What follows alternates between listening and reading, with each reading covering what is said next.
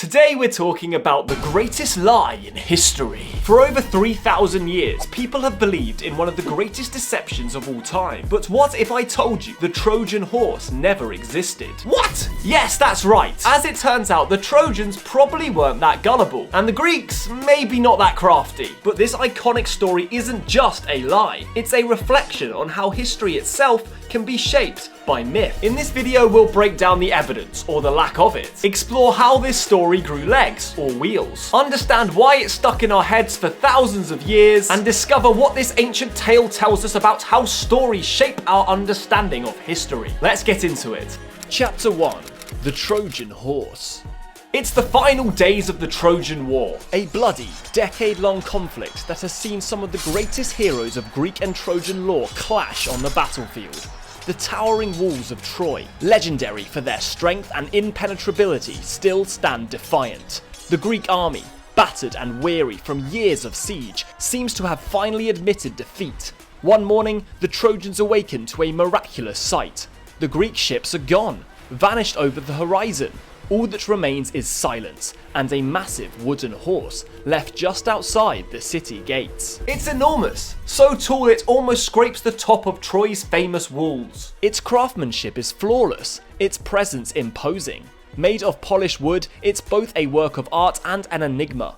The Trojans gather around it, whispering and speculating. Is it a gift? A peace offering from the Greeks to the gods? A token of surrender? The debate rages, but curiosity wins the day. The Trojan priest Laocoon warns the crowd, his voice booming with suspicion. Beware Greeks bearing gifts! But before his warning can take hold, tragedy strikes. Two enormous sea serpents emerge from the waves, slithering onto the shore and devouring the priest and his sons. The Trojans, terrified, interpret this as a sign from the gods. Clearly, the horse is sacred, and it must be brought into the city. So they do the unthinkable. Using ropes, pulleys, and sheer manpower, the Trojans haul the massive structure through their gates.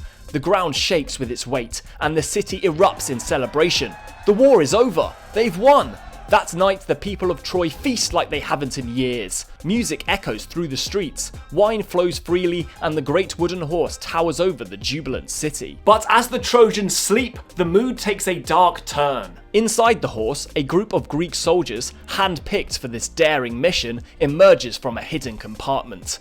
They climb down from their wooden hiding place and silently unlock Troy's gates. Outside, the Greek army, which had been hiding just out of sight, pours back into the city. What follows is chaos. The Greeks set fire to Troy, its once mighty walls crumbling under the assault. They slaughter the Trojans, plunder their riches, and reduce the proud city to ashes. By morning, Troy is no more, its downfall immortalized in history as a cunning triumph of strategy and deception. It's a story for the ages, full of drama, betrayal, and poetic irony. A giant wooden horse, a hidden army, and the ultimate betrayal. It's no wonder this tale has stood the test of time. But here's the twist. What if it never happened? What if this story, so vivid and so iconic, is nothing more than a clever myth? Chapter 2. Debunking the Myth. So was the Trojan Horse a real historical event, or is it just ancient storytelling on steroids? Let's break it down. First, we need to start with the source material. The story of the Trojan Horse comes to us primarily through Virgil's Aeneid, written centuries after the Trojan War supposedly happened. Homer's Iliad, which is much closer to the actual time of the events, doesn't even mention a wooden horse. Instead, it ends with Hector's death, and the fall of Troy looming on the horizon, leaving the details to the imagination.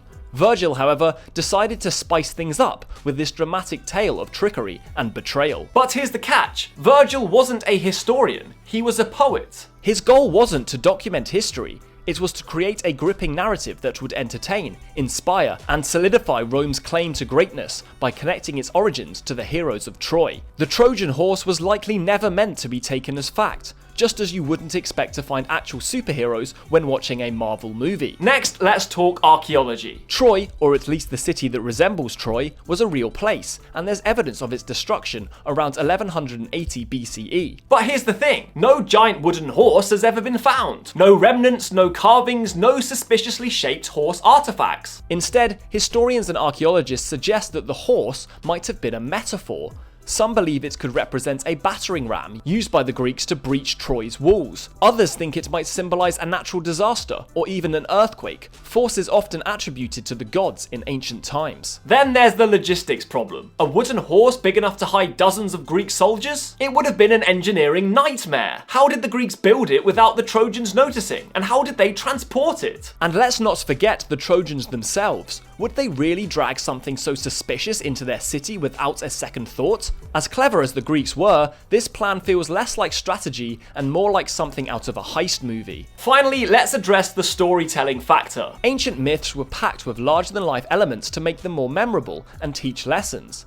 The Trojan horse is the ultimate tale of hubris and deception, a perfect metaphor for how overconfidence can lead to downfall, and metaphors don't need to be real to resonate. So here's where we stand. While the Trojan War likely had some basis in truth, the giant wooden horse? Probably not. Instead, it's a masterstroke of ancient storytelling, a symbol that's outlived the city it supposedly destroyed. And that leads us to a bigger question. Why has this myth stuck with us for so long? Chapter 3. Why the lie stuck. The story of the Trojan horse has endured for thousands of years, captivating audiences from ancient Greece to modern Hollywood. But why? What makes this tale so sticky, so irresistible, that we've accepted it as part of history? Let's break it down. Firstly, it's the perfect story. The Trojan horse is a masterclass in storytelling. It's got everything. A dramatic siege, a cunning plot, divine intervention, and a shocking twist ending. It captures the imagination because it's simple yet brilliant. A single deceptive act leads to the fall of an entire city. Think about it. The Greeks, completely out of options, come up with a plan so audacious that it just might work. The Trojans, blinded by pride, fall for the bait. It's a cautionary tale wrapped in a thriller. Stories like this stick because they appeal to our love of irony and poetic justice. Secondly, it's a symbol, not just a story. The Trojan horse isn't merely a tale, it's a symbol of deception and cunning. Throughout history, people have used it as a metaphor for hidden threats.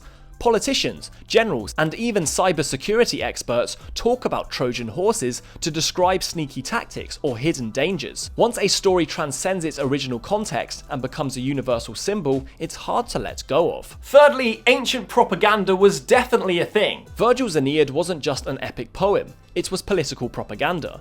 By connecting the Romans to the legendary Trojans, Virgil gave Rome an air of destiny and divine favour.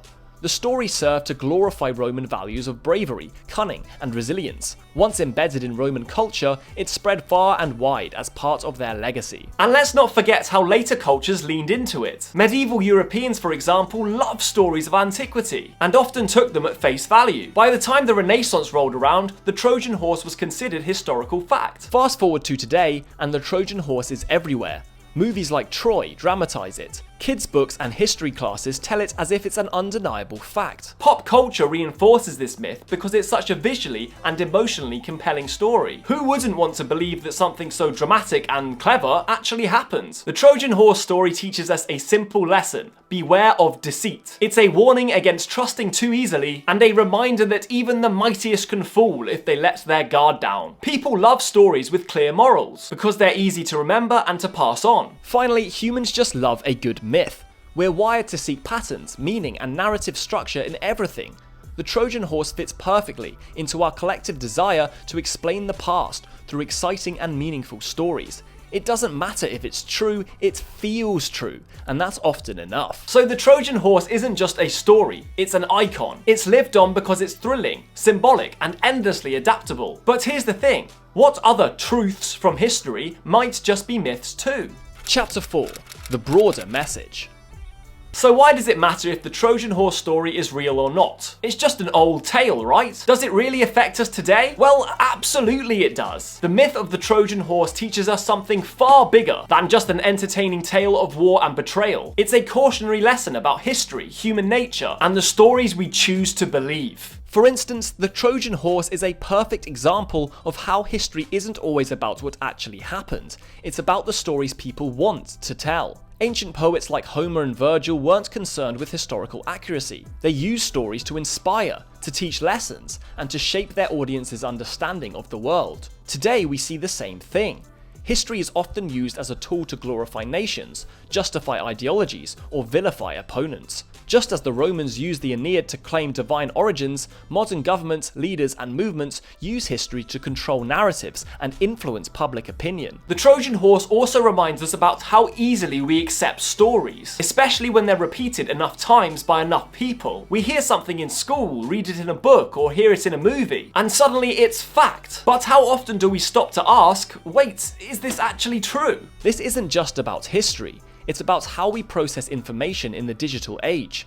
From viral social media posts to sensational headlines, our world is full of Trojan horses, things that look credible but hide something deceptive or misleading. The reasons myths like the Trojan horse stick is simple. They're great stories. We humans are wired to love narratives with drama, heroes, villains, and a satisfying twist. Myths endure not because they're true, but because they resonate with us on a deeper level. The Trojan horse is a metaphor for how we view the past and even the present. It teaches us that we're drawn to stories not just because they explain the world, but because they give it meaning. Sometimes, though, that meaning comes at the expense of truth. Here's the real takeaway. The Trojan horse isn't just about the fall of Troy. It's about us. What stories do we believe without question? What myths do we build our identities around? Whether it's personal, cultural, or political, we all live by stories, some true, some not. The Trojan horse challenges us to question those narratives. So what does a wooden horse from thousands of years ago have to do with your life today? A lot, actually. It's a symbol of deception, yes, but it's also a reminder to be skeptical, to dig deeper, and to think critically. In our world where information spreads faster than ever, the Trojan horse might be more relevant now than it was in Virgil's time. The broader message of the Trojan horse is this: don't just accept the story, ask why the story exists, who benefits from it, and what it says about the world. Whether it's an ancient myth or a modern narrative, the truth often lies not in the story itself, but in the cracks between fact and fiction. So next time you hear an unbelievable tale or simply any story they're telling you on the news or on social media, remember the Trojan horse. And don't be afraid to ask, what's hiding inside? Let me know what you think in the comments, and if you enjoyed this video, please consider subscribing to my channel.